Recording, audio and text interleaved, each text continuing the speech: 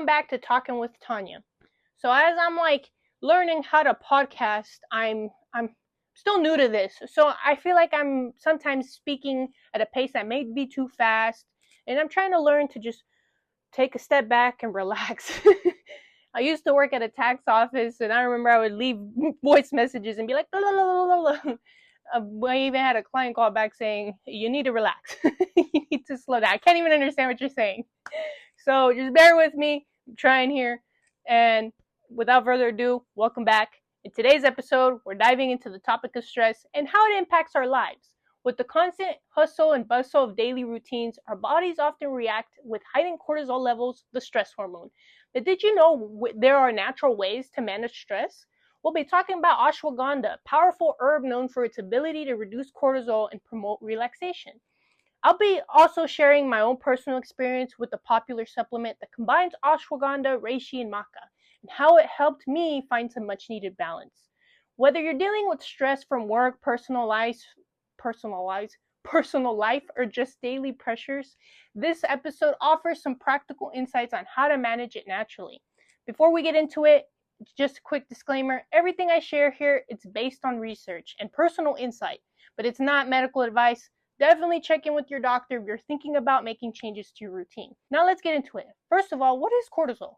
Cortisol is a hormone your body releases in response to stress, and it's produced by your adrenal glands, small but powerful glands that sit at the top of your kidneys, and helps regulate a variety of important functions, including your stress response.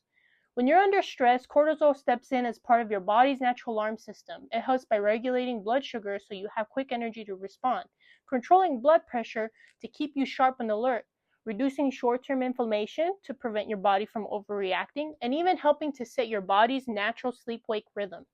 Basically, it's here to help you survive. In small doses, cortisol is amazing. One of the ways it fuels you is by sending a signal to your liver to release more glucose in the bloodstream. That's your body's main energy source, aka your blood sugar. And in case you're wondering, blood sugar is just how much glucose is floating around in your blood at any given time. I didn't know that. So that's why I put that out there. Glucose comes from carbs you eat, things like bread, fruit, pasta, and sweets, and it's the primary fuel your body runs on. If your blood sugar gets too low, you crash. You might feel shaky, dizzy, tired, or just off. But if it stays too high for too long, that can lead to inflammation, weight gain, or even increase the risk of things like diabetes. So cortisol helps keep that blood sugar in check, especially during stress, to make sure you've got the energy to handle whatever life's throwing at you. The thing is, cortisol wasn't designed to be on all the time. It evolved to protect us during life-threatening situations like running from a wild animal or escaping danger. But today, our bodies react the same way to emails, traffic, arguments, or money stress. What once was an occasional emergency response has now become a daily habit. And when your stress switch gets stuck in the on position, that constant flow of cortisol can really start to wear on your body. So let's talk about what happens when cortisol sticks around a little too long. So now that we know cortisol is helpful in short bursts, let's talk about what happens when it doesn't shut off, because that's where the real issues begin. Our bodies are incredible, but they haven't quite caught up with modern stress. Cortisol was designed for short-term danger. Escape the threat, and then you relax. But these days, the threats never really go away. Work deadlines, financial pressure, endless notifications, family stress, it all adds up. And when cortisol stays elevated day after day, it starts to wear down your body in some pretty real ways. Let's break down what cortisol actually does in your body when it sticks around too long, how that leads to things like anxiety, inflammation, weight gain, and hormone imbalances. First, your brain gets affected. According to Aviv Clinics, which specializes in brain health and cognitive research, chronic stress doesn't just affect your body, it has a major impact on your brain as well. When cortisol stays elevated for too long, it can lead to something called functional atrophy in key areas of the brain, meaning those regions can actually shrink or lose connection between neurons over time. This mainly affects the hippocampus, amygdala, and frontal lobe. That's why under chronic stress, your memory may feel foggy, you might struggle to concentrate, and your thoughts can feel scattered or sluggish. Emotionally, you may even feel more reactive or overwhelmed because the amygdala, the part of your brain that handles emotional responses, can become overstimulated.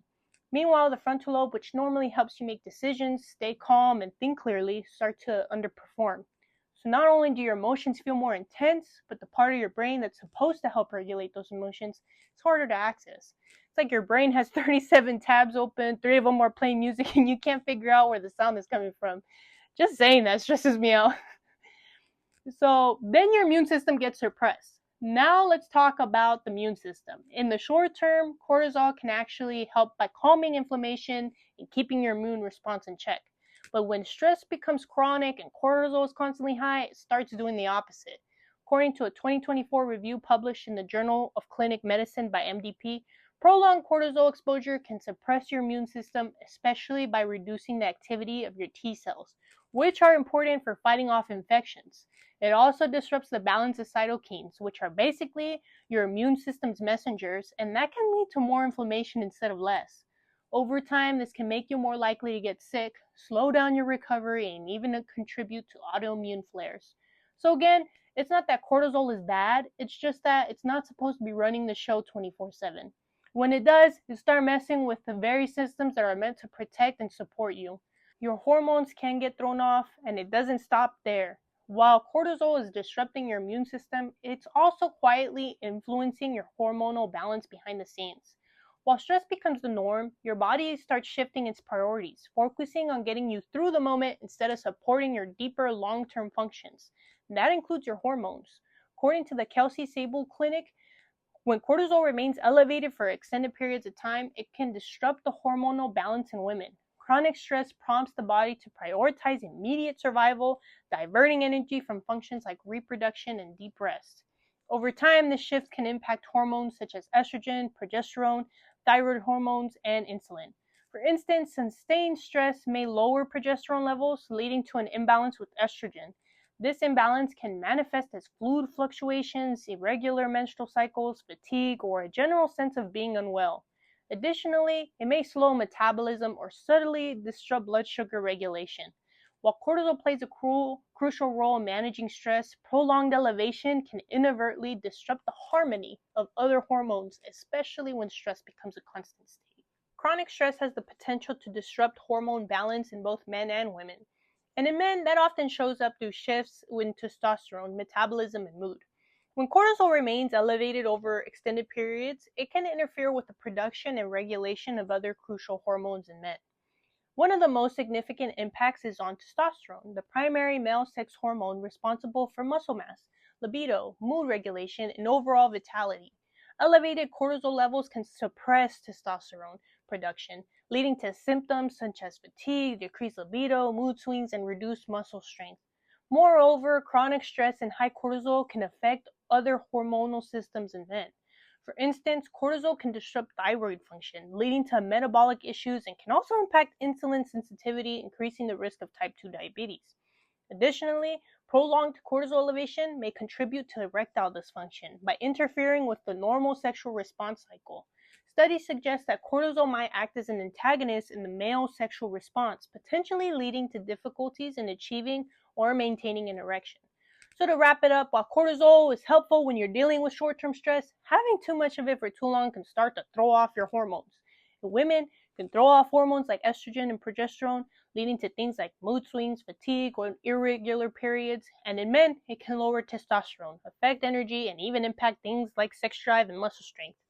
And for everyone, it can mess with things like metabolism, sleep, and blood sugar. That's why learning to manage stress isn't just about feeling better in the moment. It's about keeping your whole body and your hormones in balance for the long run. In fact, cortisol doesn't just affect your hormones and energy levels during the day. It also plays a major role in how you sleep at night. According to a 2016 review published on PubMed Central, cortisol follows a natural rhythm that helps regulate our sleep-wake cycle. It's supposed to be low at night so we can rest, and rise in the morning to help us wake up. But when we're under constant stress, cortisol levels can stay high even at night, making it harder to fall asleep, disrupting deep sleep and causing frequent wake-ups. Over time, this creates a cycle where poor sleep increases cortisol and high cortisol disrupts sleep. That's why managing stress is so important, not just for your mental health, but for getting the restful, healing sleep your body needs.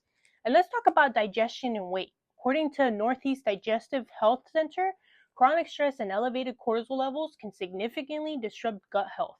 High cortisol can reduce blood flow to the stomach, leading to cramps and cause inflammation in the digestive tract.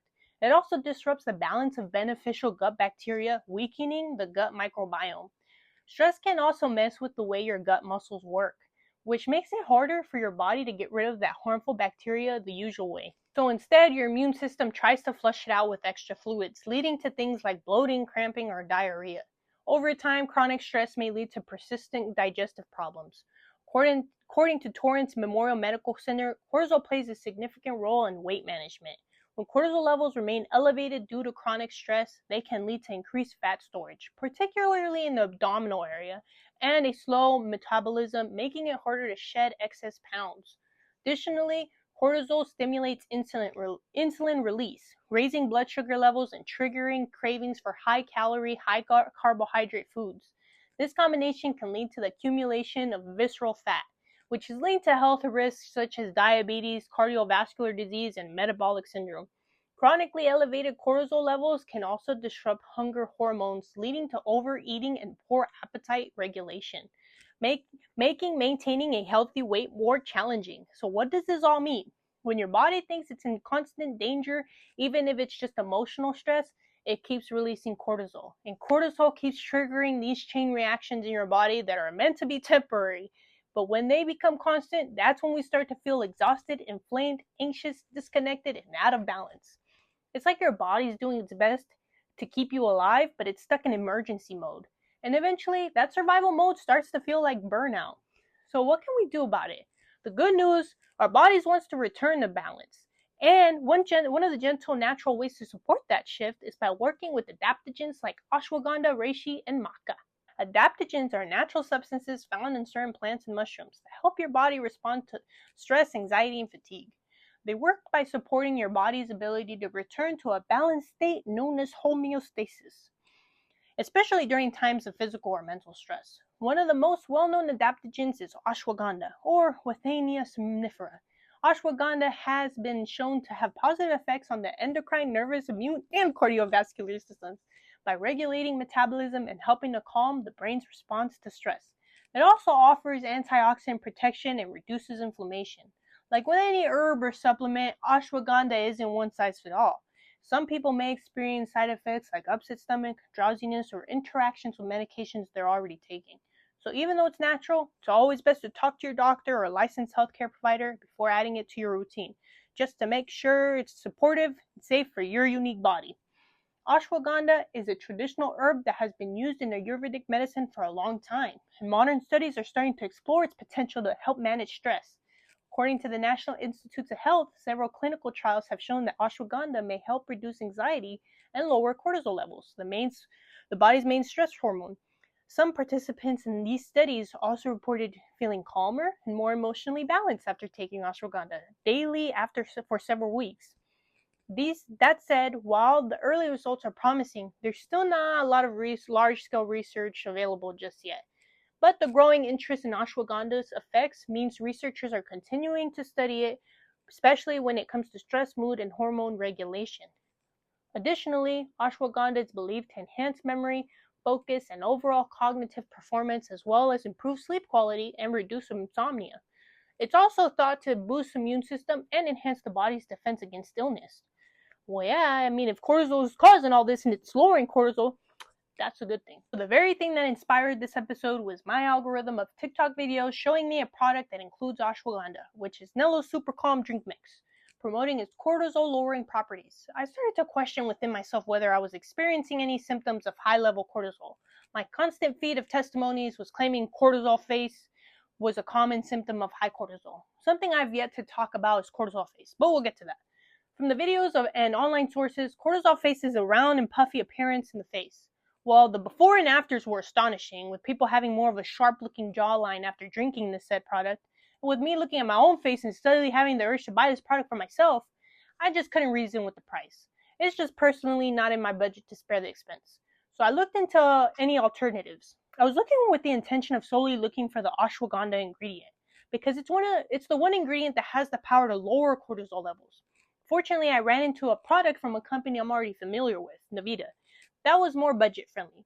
This product also includes other powerful adaptogens such as maca and reishi. While these also pose powerful benefits, and I would love to talk about mushrooms all day, I can save that for another episode.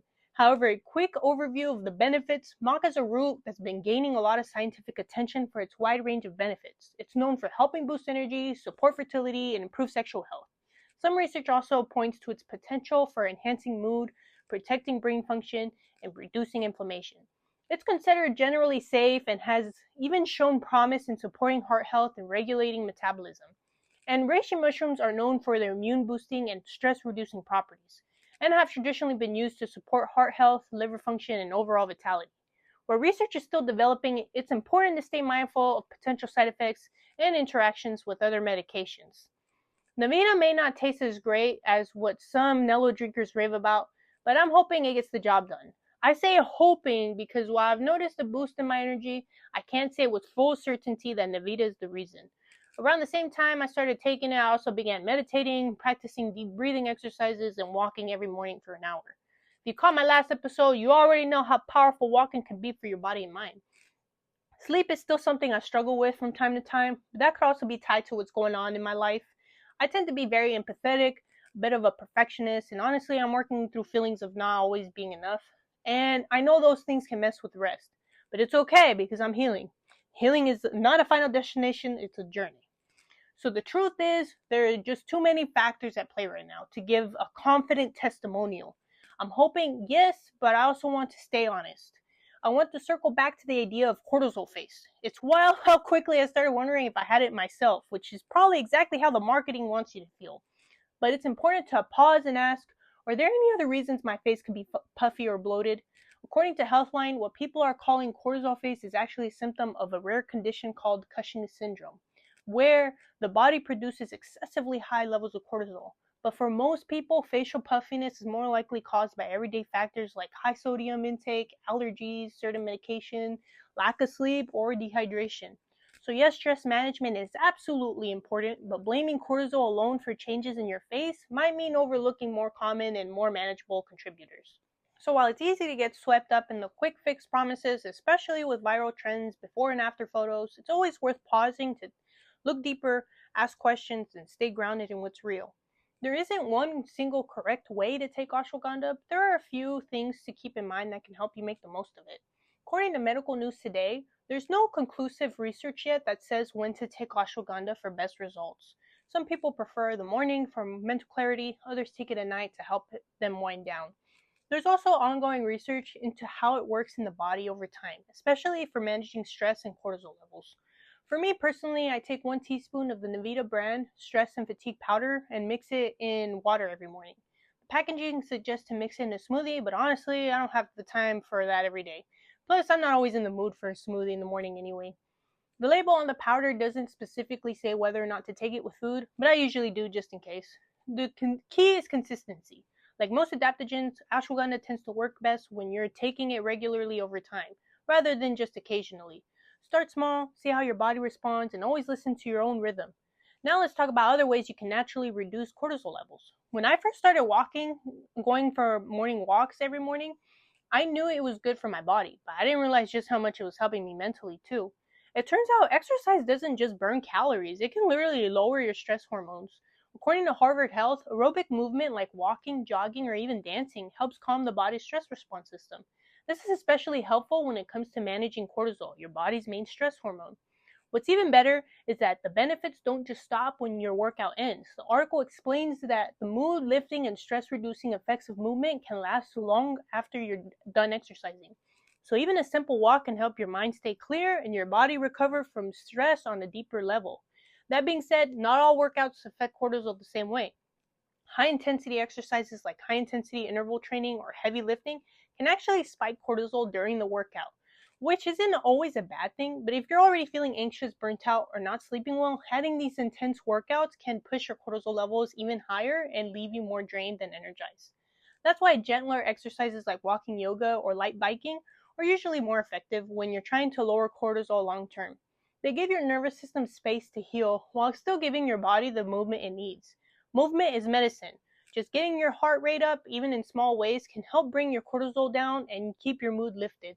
And if you're in a high stress chapter of your life, slower and steadier movement might actually be your best medicine. Another way to naturally help cortisol, and one of my favorites, is through meditation.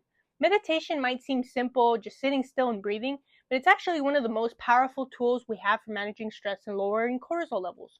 According to the Mayo Clinic, meditation helps you develop a sense of calm and inner peace by shifting your focus away from stress triggers and toward the present moment. When you meditate, your body naturally enters a relaxed state. Your heart rate slows, your breathing deepens, and your nervous system shifts out of fight or flight mode. And all of this tells your brain it's safe to relax, and in turn, your body begins to reduce the production of cortisol. Even just a few minutes a day can make a difference. Regular meditation has been shown to improve emotional health, reduce anxiety, and even enhance self-awareness in patients, all of which are deeply connected to long-term cortisol balance. So if you're looking for a way to retrain your stress response, meditation isn't just a vibe, it's a science-backed healing. And the best part, you could do it anywhere, anytime, even if it's just a few deep breaths. And while meditation is one of my go-to ways to calm the mind and lower cortisol, there's another natural tool that's just as essential. And honestly, we all need more of it. Getting quality sleep isn't just about feeling rested. It plays a crucial role in regulating your body's stress response. According to a review published in Sleep Science, poor sleep quality or sleep deprivation can lead to overactivation of the hypothalamic pituitary adrenal axis, or the HPA axis, which is responsible for managing stress. This overactivation results in increased cortisol production. When you don't get enough restful sleep, your body stays in a heightened state of alertness, making it harder to manage stress and potentially leading to various health issues over time. On the flip side, consistent quality sleep helps maintain a balanced HPA axis, ensuring cortisol levels remain in check. So prioritizing good sleep isn't just about avoiding grogginess. It's a foundational step in managing stress and keeping your cortisol levels balanced. We often think of stress relief in terms of meditation, exercise, or sleep, but what we eat plays a crucial role too. According to the Illinois Department of Central Management Services, certain foods can naturally help reduce cortisol. Foods rich in omega-3 fatty acids, such as fatty fish, flax seeds, and walnuts, have been shown to reduce inflammation and support brain health, aiding in stress management. Magnesium-rich foods like leafy greens, nuts, and whole grains can help regulate cortisol levels and promote relaxation. Protein-rich foods, including lean meats, eggs, and legumes, provide amino acids that support neurotransmitter production, essential for mood regulation. Additionally, gut-healthy foods like yogurt, kefir, and fermented vegetables support a healthy microbiome, which is linked to improved stress responses. Incorporating these foods into your daily meals can be a delicious and effective way to combat stress.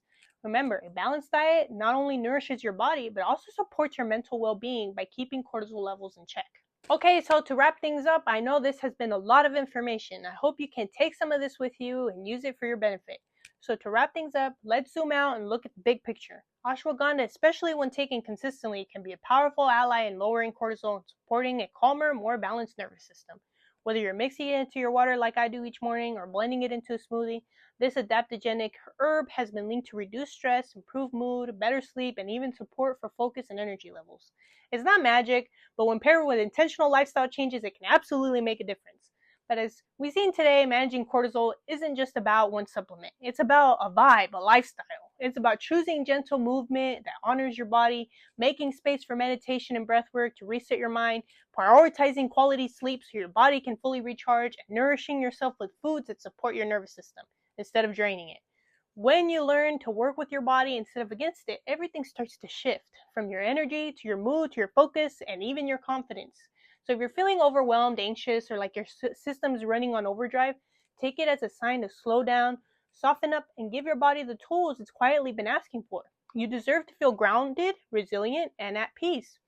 I truly hope this episode brought value to anyone listening, but I also want to encourage you not to stop here. Keep exploring. There may be other tools and practices out there that fit your lifestyle even better. What works for me might not be the starting point for what works best for you. As always, thank you so much for tuning in. I hope today's episode gave you something to reflect on or to try out in your own routine. And just a gentle reminder, before introducing new supplements like ashwagandha or making any major changes in your health routine, it's always best to consult with a trusted healthcare provider. Your body is unique. What works wonders for one person might not be the right fit for another. Thank you for listening. Take care of yourself. Peace out.